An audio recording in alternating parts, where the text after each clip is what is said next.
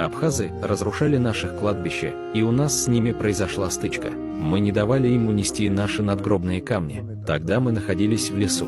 И вот население сообщило нам, что пришли абхазы, и они ломают могильные камни и увозят их. То есть, абхазы уносили надгробные памятники.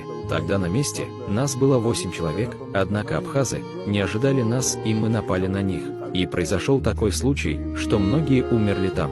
Там умер начальник Энбургесской милиции, Атар Нормания, умер начальник Ачимчирской милиции, Роланд Кибучава, умер начальник Сухумской милиции, умер начальник госбезопасности Ткварчели. Они уносили могильные камни с кладбища. Ведь на могильном камне есть надпись и изображение усопшего, поэтому сперва они делали шлифовку камня, а потом сами продавали эти камни. У них на это был построен бизнес. Они все были в этом замешаны. Ведь они не могли бы этого сделать, если бы там не было милиции абхазов.